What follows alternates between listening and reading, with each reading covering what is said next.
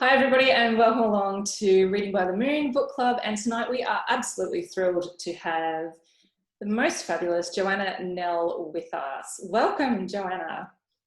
Oh, hi. Thank you so much for having me. It's great to be here.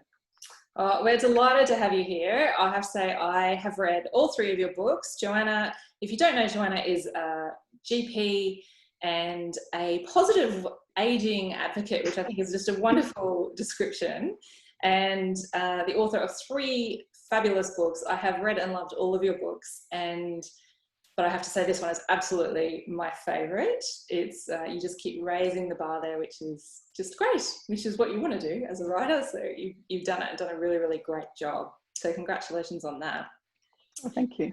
Very quickly, we will introduce ourselves. My name's Josephine Moon. Currently, I am reading, I'm not sure if I've mentioned this in previous episodes, but I have been working my way through James Herriot's vet stories for months now. There's a lot of them and I adore them. I first started reading them as a teenager and I just love them. So I've been working my way through all of those, and I'm about to start reading our next book club read, which is Belinda Alexandra's non-fiction book, The Divine Feline.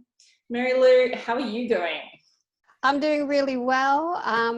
I have been enjoying a lot of reading recently. My to-be-read piles have just gathered through this year, masses and masses of them. This one I'm reading at the moment. Oh, I'm back to front. It's called Utopia Avenue. It's by David Mitchell, so Cloud Atlas, The Bone Clock. And I must admit, when I first picked it up, because it's almost 600 pages long, I went, I don't know if you ever get this feeling when you get a little bit nervous when you pick up a book and think, can I do this? Is it going to be worth it?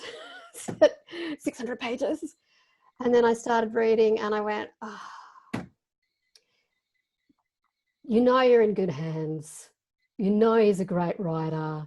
And it's about a band in the 1960s and he's name dropping Mark Bolan and David Bowie. It's a lot of fun. It's beautifully well written.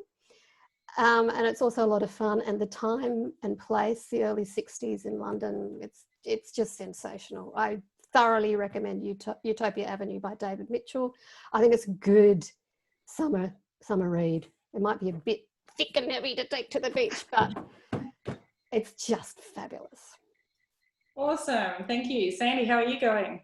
I'm very well. 2 more days of school left and then it's holidays. So we're on the slow countdown now. And I only just finished this morning, The Great Escape from Woodlands Nursing Home.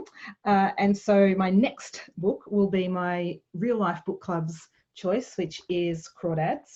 And I'm nervous and excited because I always get a little bit nervous when I'm reading something that's had so much hype because I'm worried it's not going to live up to it. So that'll be my next one. Fabulous. We look forward to hearing what you think about that one. Yeah. So yeah, I will hold up. I read in air quotes, almost exclusively on audio these days. And so I have to hold up a printed out copy of Joanna's book. I don't know if the video is picking that up, Sandy. It's showing me your full face. Is it? Okay, lovely. So that's the cover of Joanna's new book. Great title and great. You have such great book covers, Jo. Do you love them? Do you get any input? People always ask me that. Do you get any input into your covers? No, I don't, but fortunately I love them. And fortunately, green is my favorite color. So I already had the whole launch wardrobe sorted for this particular one. And my publisher comes up with the titles and she's brilliant at it. She's fantastic at all that. But yeah, I'm happy. That's awesome. That's awesome. I wanted to ask you, because I know for me, 5 out of my 7 novels have point of view characters who are silver-haired youngsters, and they are always my favorite characters to write. And I'm wondering what it is for you that makes them so appealing to write about. Yeah, well, I really, by virtue of having been on this earth a long time, have lived beautiful long lives, they have so many stories. And it's not just in sense of being a writer that you've got all this backstory. You know, they've had a childhood, they've grown up, they've probably had a family or an adventure or loss. They've experienced the whole remit, the whole gambit of human emotions in their lives. But I often find that people grow into themselves a lot more.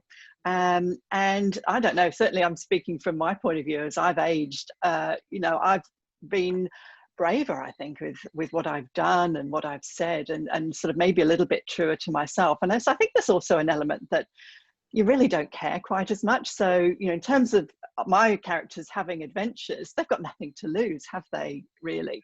And as the characters say in this book, everyone expects so little of us. That's our secret weapon. And it is, I think, what I love about it as a writer is surprising people. I think with characters who they perhaps assume one thing about, that their lives are very small and limited, but I like to sort of, you know, turn the whole thing on its head, to give them an adventure, but to weave in all this wonderful life experience that they've had as well. And you know, I find a lot of people funny and stoical, and obviously very wise, having drawn on all these life lessons. So I just think they're so much fun to write. Yeah, I completely agree. And you do it so beautifully, and you do weave through their backstories so well, and you can see, you know, how much that's influenced their personalities. My hubby actually works full-time in aged care, and I work in that company as well. I don't work on the floor, I work in the background, but I get to hear a lot of these stories as well. And it is always so interesting. You know, Alan comes home, he's so excited, he's like, oh, you'll never guess who I met today. And it's always, you know, these people who have these incredible lives, they've been judges, or they've been, you know, you had a lady who was literally in the World War II code breaking kind of deal that sort of helped bring around, you know, the end of the war. And you just, it's so easy to forget all of that when, you know, I think people just sort of group older people together en masse, and, oh, they're the oldies, they're the residents, they're the, you know, whatever. And yeah, it's so easy to lose that individuality. So yeah, it's such a beautiful thing to bring through their voices the way you do. You do a really, really great job. One thing I am interested in, though, is this concept of escaping from a nursing home a common occurrence? Is this something that you have seen in real life? Does this happen? I think there's certainly been a lot of attempted escapes from nursing homes, and you know, and every now and again, yes, somebody does get further than you'd expect. And you know, I've certainly been at places where the police have been called and somebody's gone off wandering. You know, so of course, you know, Facebook and social media and the news is sort of full of people who have. I actually did once help someone to escape. And this doesn't feature in the book at all. And it was a little bit more, you know, perhaps up front, they didn't go out the back door, but a lady whose life had really sort of fallen apart after she lost her husband and sort of lost her way, and had ended up in a high care facility at a relatively early age, and her family had sort of sold her house from under her and all her possessions, and she'd really ended up in a high care nursing home with really just the clothes that she was wearing and a couple of photos. And over the next few months, we sort of managed to get her back on track. We got her physical health back on track, and her mental health improved as well, to the point where really it was quite obvious that she certainly didn't need that level of care. And she was very miserable. You know, she was somebody who, for whom it was very confronting, and the transition wasn't an easy one. And so I suggested to her that she might want to, you know, to go and live independently again, but of course her house and everything had been sold, so it wasn't quite as straightforward as it could be. But I was pleased to eventually go and visit her at home in her independent living unit. So her family, yeah, weren't terribly happy with me, but yeah, I helped her to escape. And of course, there've been a few that have gone out the back door as well, but in general, sort of come home again eventually. That is an awesome story. I love that. I thought that was actually really interesting, because that came through in Hattie's story too, that, you know, she's gone into this nursing home, but for her, it's potentially only a temporary thing. And that's sort of a lesser known thing. I think most people think we'll go into the nursing home and then they're there, but that's where they stay. So that sort of idea of that shifting level of ability, you know, to be reassessed the whole time for people to keep their independence and their individualities. Yeah, really interesting. Yeah, because often people really thrive in that environment. They have all this, care and attention, and some people who haven't been eating very well or have been cut off and very lonely suddenly have a new lease of life. And so, I've seen many people who've absolutely thrived in that. So it's certainly not just a one way street and out the back door. There's many that do go out the front door. That's awesome. I'm going to throw over to Sandy now, who has quite a few questions for you. Sandy, what would you like to ask Jo? I'd like to speak to Jo for hours if I could. I'll just hijack the whole thing. I might start with Walter, if that's okay. I really loved the sense of fun that came with Walter's character, and I would totally be cheering him on as he careered around the corridors of the nursing home on his scooter. But there was also a side to him that was a little bit less palatable, I guess, and that was his somewhat archaic views about women. And I could totally understand Andrea, the physiotherapist's reactions to him in those moments. I wanted to ask you how you balanced that side of him, which was absolutely perfectly in keeping with a man of that era. But we still loved him, as a modern woman. And I just wanted to know how you balanced that. Yeah, that's a really good question. Yeah, so look, you could argue really that Walter is a product of his generation. I suppose he was probably born in, around mid 1930s, and was a child through the war. And his mother would have been a stay-at-home housewife, and as would his long-suffering wife. So I think that his attitudes would have been very much formed by his early years and growing up through the 50s, and the idea of the traditional family home where the woman stayed at home and raised the family, and the man of the house went out to work and was the main breadwinner.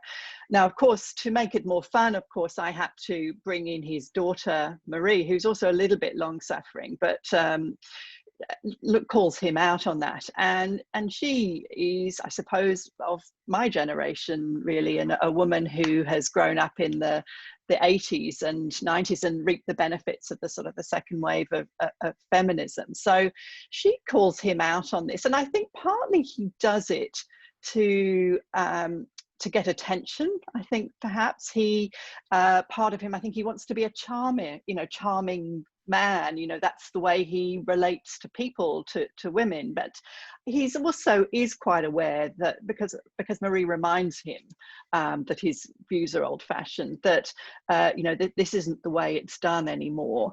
But I think that he gets away with it because he does it with a certain amount of charm, and he's just so bad sometimes that there's just almost nothing that redeems some of his comments.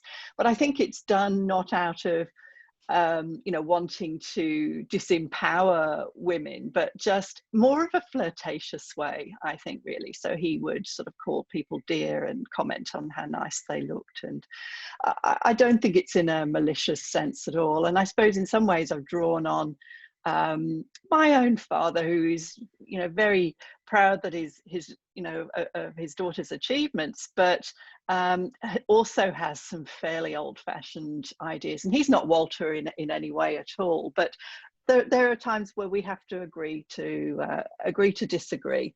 But again, I don't think it's done out of malice. It's just part of the character. But he was fun to write. I think I could just let it all go. I could I could just turn everything PC on its head and just go to town with Walter. So he was a great fun character to write. He's such a larrikin. He brings such a beautiful amount of humour, and his aspirations to be a stand-up comedian are just very funny and very endearing. It can also be quite sad as well, really, isn't it? That he's always defined himself as someone who's funny. I'm funny. I'm the joker. I make people laugh, and he would obviously entertain women and make women laugh. But when people just don't laugh at his jokes anymore, it's a little bit sad in a way, because that's how he defines himself. Yeah. Yep. Absolutely.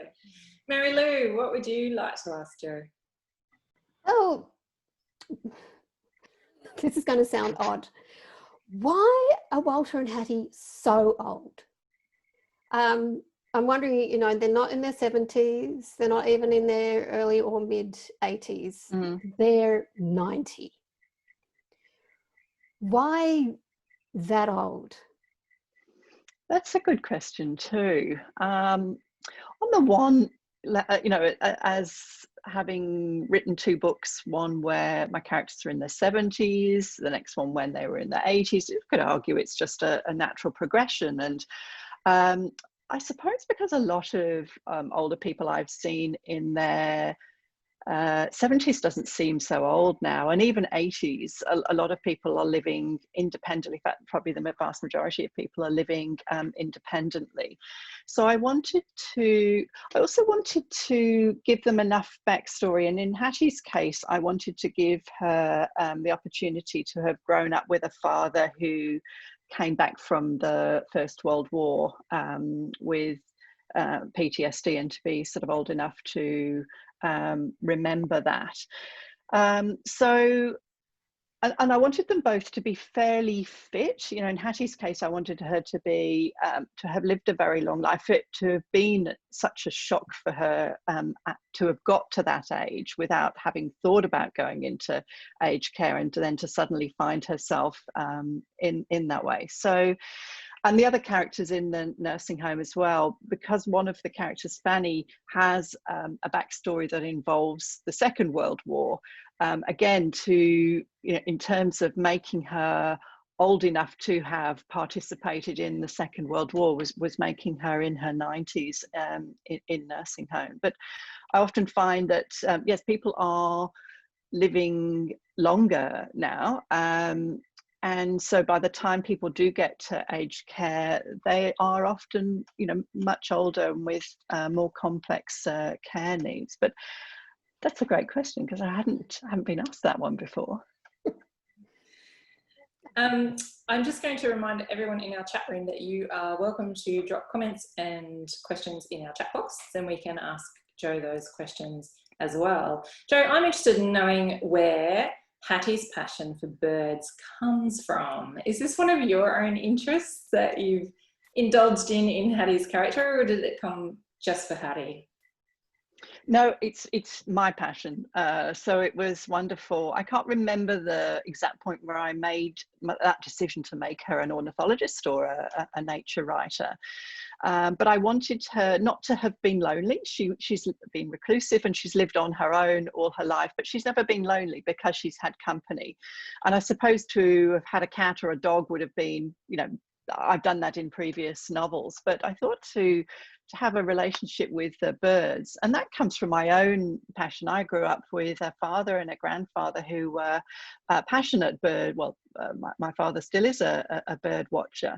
And in fact, I've talked about this before, but my father and I, sometimes we run out of conversation quite quickly until we start talking about birds. And Hattie often communicates through the behaviour of birds, or she understands human behaviour through birds. It's a little bit like that with my father and I. We talk about birds. When I moved to Australia, I was just blown away by Australian birds. They're just so much personality in these birds. They are big, they live a long time, you know, they take a long time before they get to breeding age. They're very clever birds.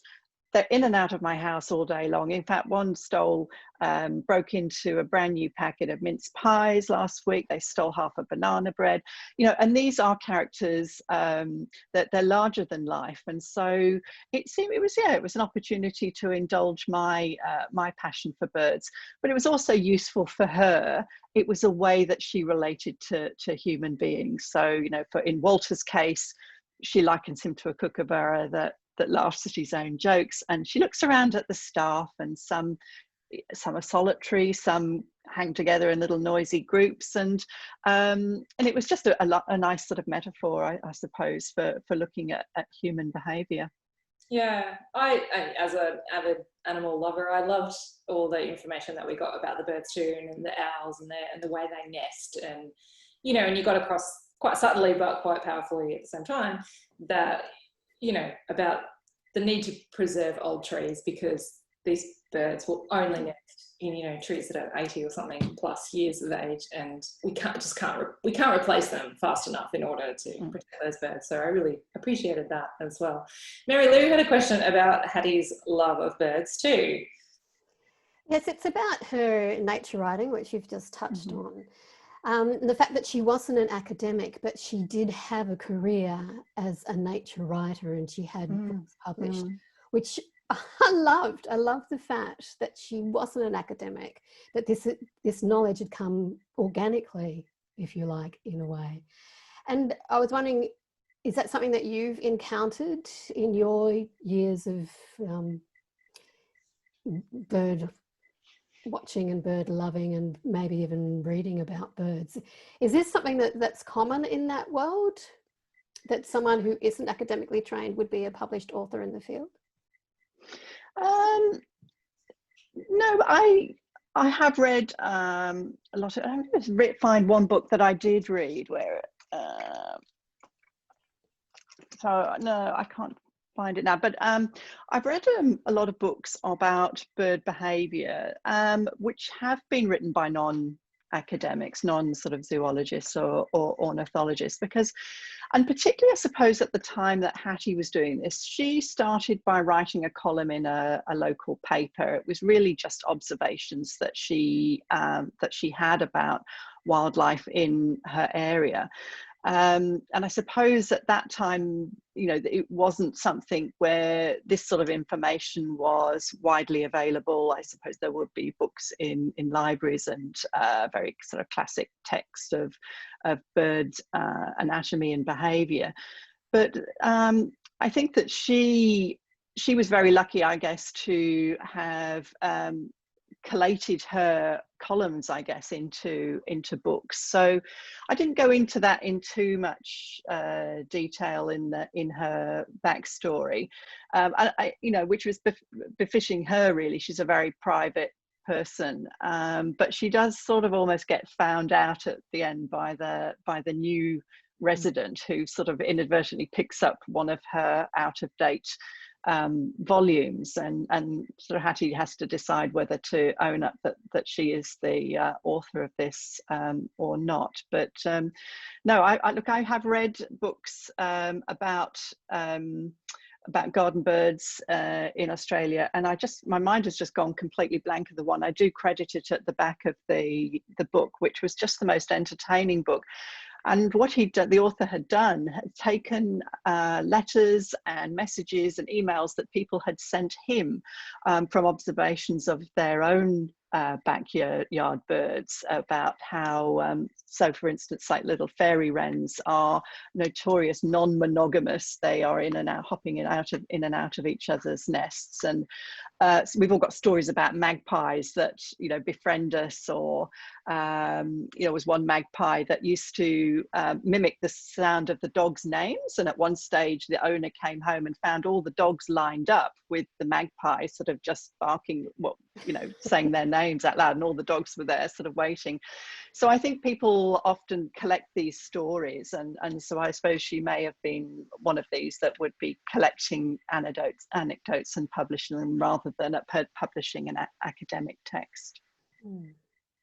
I thought that was a lovely part of her backstory. It just made her character so rich, that she'd had this life and this career, and she had these published. And yeah, I love that about her. Yeah, thank you. Yeah.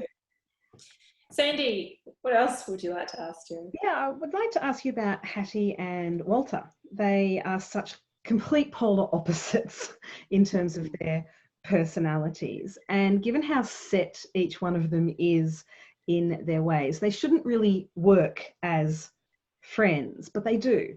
And I wanted to know if it was a conscious decision of yours to have them set so far apart personality wise, and how did you make it still plausible that it was perfectly natural for them in the end, you know, to come to an understanding?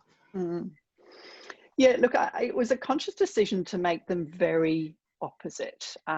So I've been, you know, exploring this aspect of my personality, which is introversion, and what I need, and the time that I need on my own, and when I need company, and when I like company, and when I need to retreat. And I was thinking, what would be my personal hell, really, would be finding myself with, and we've probably all done this, and we've probably all been on a train somewhere, on a long train journey or a plane, and you find yourself next to someone who just won't stop talking or asking you questions, and doesn't take the hint that, you'd really just like to read your book or stare out the window, or sort of have your own thoughts. And I was thinking, yes, it's all very well to be on a train journey or even a 24-hour plane journey, but what happened if you ended up living next door to someone like that? Quite apart from, poor Hattie finding herself surrounded by, dozens of people, having really lived completely on her own. So it was a conscious decision to make them as opposite as possible. But what brings them together, I suppose, and in some ways Walter would think that she's a very, standoffish woman, that she's, rude and she's antisocial, which of course is not necessarily the case, as in that he is, he is rude and obnoxious and garrulous, and I can't take hints. And yeah, but I think that there's some common ground there. And I think what brings us together, look, partly it's Murray. Murray is like the oracle. So he's the mutual friend who is, unfortunately, he is dying. And they each befriend him. And I think he becomes the conduit between the two. And gradually, I think they find that what they have in common is more than their differences. They are bound by this, living in this condition, living in this place, and their common goal to get their favourite night nurse reinstated. So we often find that opposites attract, but I think when you put people together in conflict, then often unlikely friendships come out of that. And I mean, that's at the centre of Uplit, isn't it? Really, is those sort of unlikely friendships, and in communities where people come together who otherwise wouldn't have been friends. Now, whether there's a romantic element between them, Walter, I think, probably is like a lot of men who are widowed or divorced. Men don't do very well on their own as a whole. There's this statistic, I think, that that single men die younger than married men, and it's the opposite for women. So often men need, and they repartner very quickly after they lose a spouse.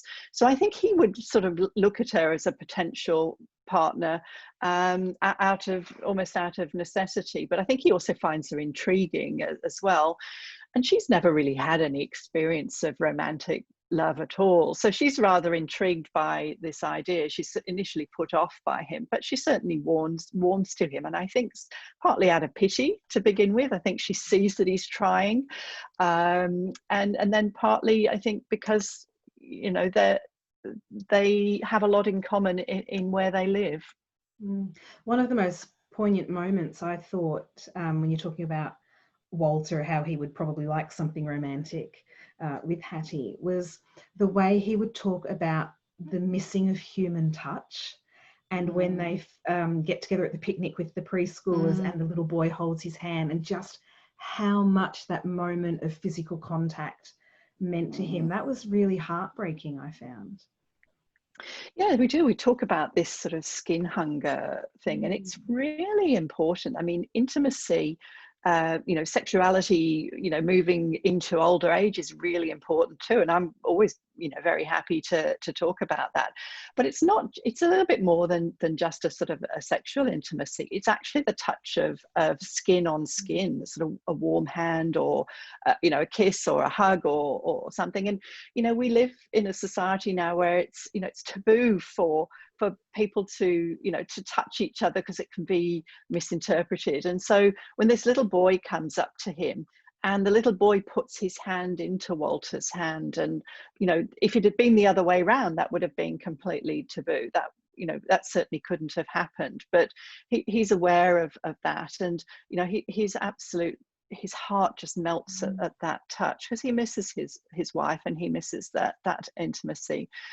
And I think that's really important. And you know, certainly when I'm, you know, talking to patients or examining them, you know, I realized the other day, when I listen to somebody's heart, I always put my hand on their shoulder as I listen to their heart or their back. And I try to, you know, through every consultation, even just if it's to touch a hand or to touch a back as someone's going out, or to shake, well, in the good old days, to shake a hand, you know, it's a form of connection. It's a really powerful, you know, touch can be such a powerful form of connection between people. So yeah, poor old Walter, I think he would, he'd love to give everybody a hug, really, probably all the attractive young women, but you know, and I've certainly met men like him who've been told off sternly for, you know, for touching inappropriately, and I don't think it's out of any kind of